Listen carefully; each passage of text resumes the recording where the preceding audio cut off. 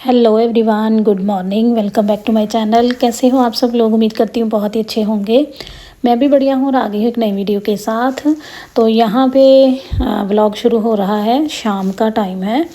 तो मैंने सोचा कि चलो यहाँ पे धीरे धीरे तैयारी शुरू कर देते हैं। सुबह मैं नहाई थी एक बार, शाम को भी मैंने काम वाम करके तो फिर से बाल धोने थे क्योंकि नेक्स्ट डे शायद थर्सडे था। तो मैंने सोचा कि चलो बाल भी धो देती हूँ। वैसे भी इन दिनों में इतनी चिपचिपाहट, इतनी गर्मी है, ह्यूमिडिटी इतनी ज़्यादा कि बाल तो दिल करता है कि डेली डेली बाल भी वॉश करते रहें। तो ऐसी हालत हो गई है, जैसे मतलब बारिश हो रही है लेकिन उसके बाद साथ ही साथ गर्मी, ह्यूमिडिटी पूरी है। बाहर बारिश होती है और किचन में ऐसे जैसे नहा रहे होते हैं पसीने में, ऐसी हालत है। तो चलिए, ये भी मौसम अब थोड़ा ही बचा है, इसके बाद फिर सर्दियाँ शुरू होंगी। तो यहाँ पे मैंने आटा गूंद लिया था।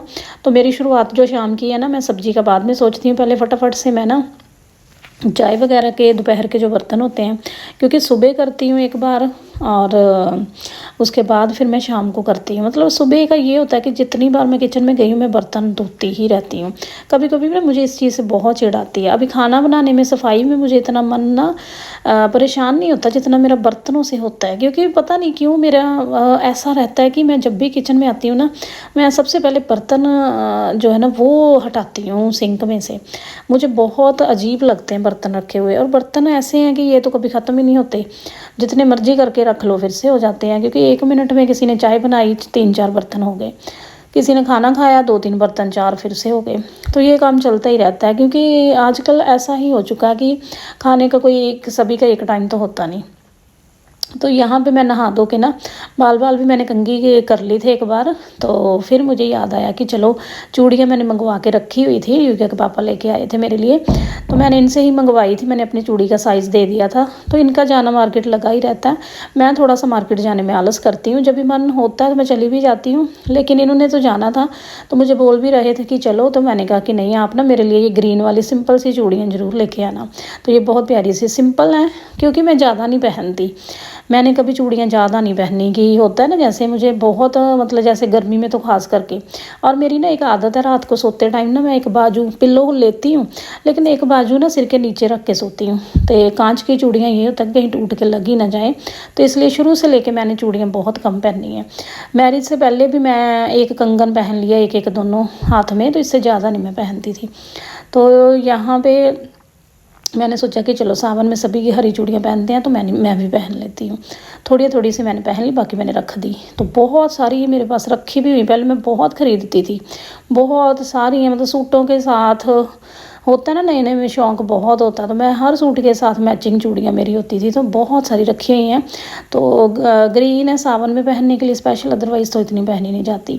तो यहाँ पे नेक्स्ट मॉर्निंग है, तो यहाँ पे मैं तैयारी करने लगी हूँ सुबह बच्चों के टिफ़िन की। तो मैं बनाने लगी हूँ यहाँ पे दाल। तो आज मन था मसूर की दाल बनाती हूँ, काफ़ी दिन हो गए हैं, मुझे ये टेस्टी लगती है थोड़ी सी। तो देखो सब्जियाँ तो आजकल कोई ख़ास है नहीं, तो समझ में नहीं आता क्या बनाएं। तो मैंने सोचा कि चलो दाल चावल बना लेती हूँ।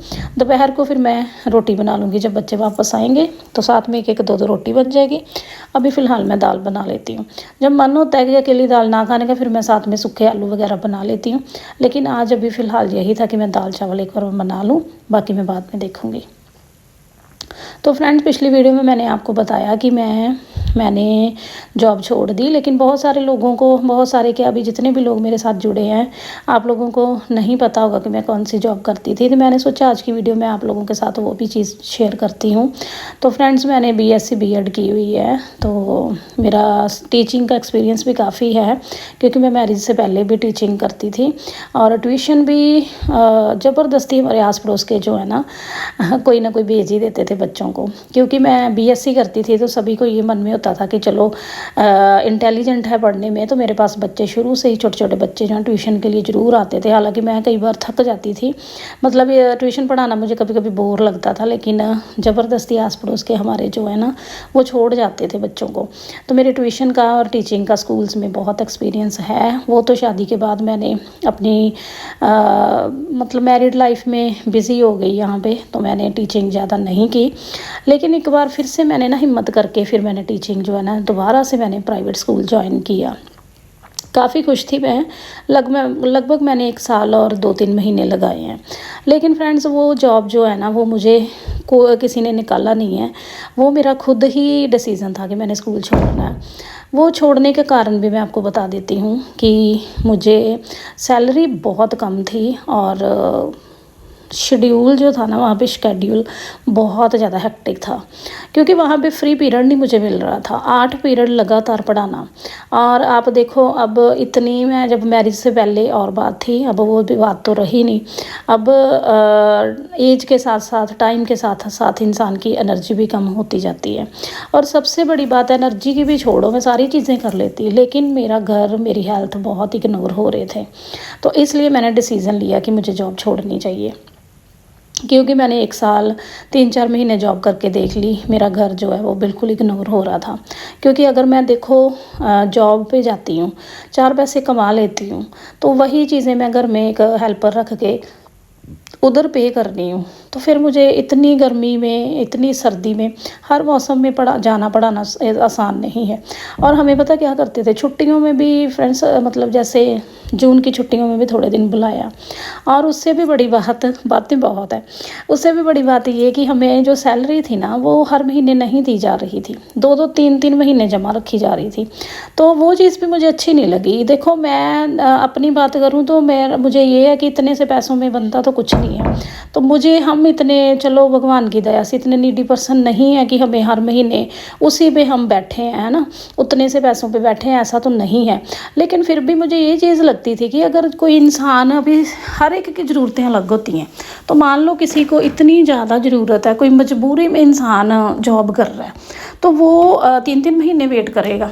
वो चीज़, फ्री पीरियड कोई नहीं था और लगातार 8 पीरियड लगाने पड़ते थे। 20 मिनट की ब्रेक होती थी, ठीक है, लंच ब्रेक 20 मिनट की। और उसमें भी फिर क्या होता था कि पीरियड मेरे ना, मतलब साइंस में पढ़ाती थी, साइंस और ईवीएस। 6th से लेके मैं 8th तक ईवीएस पढ़ाती थी, प्लस 1 और 2 को मैं बायो पढ़ाती थी, बायोलॉजी। तो बायोलॉजी आप सोचो कि कितनी टफ़ होती है साइंस के बच्चों को पढ़ाना। तो मैं पहले छोटे बच्चों को पढ़ाओ, 6th से 8th तक इतने पीरियड लगाओ, ईवीएस पढ़ाओ, इतने ज़्यादा, मतलब बच्चे बहुत वीक थे स्टडी में।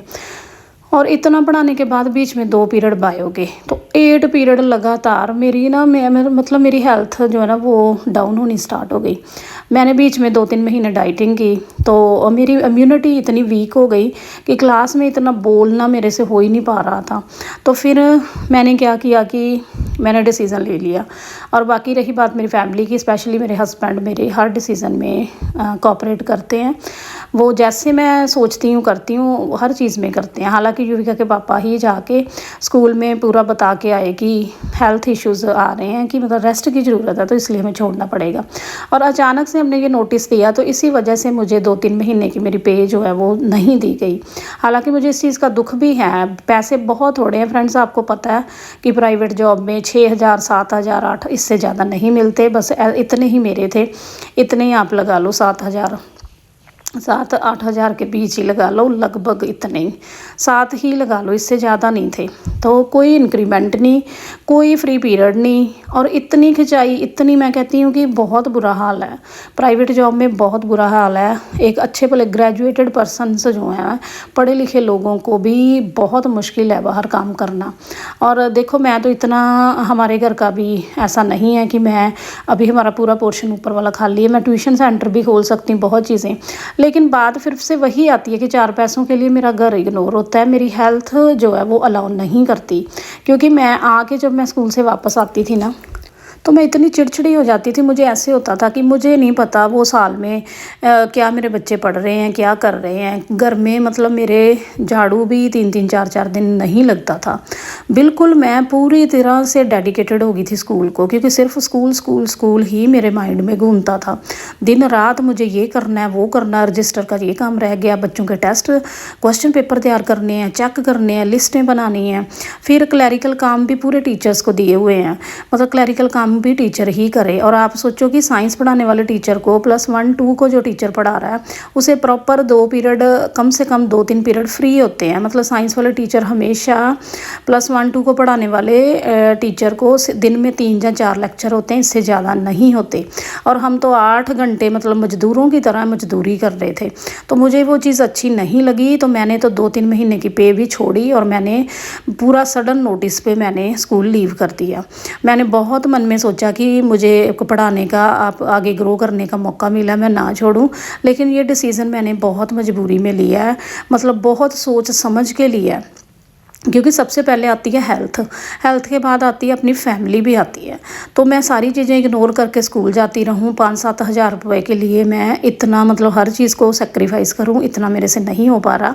तो उनको तो यही था कि सडन नोटिस पे छुट्टी ली है, तो इस तरीके से उन्होंने मेरी 2-3 महीने की पे काटी है। मतलब कम से कम मेरा 20,000 रुपया जो है 12-14 लगा लो, 15, इतने तो पैसे काटे ही हैं मेरे, इतने काटे हैं। 2 महीने की तो काटी, तीसरे महीने में जा रही थी, 10-12 दिन गई हूँ।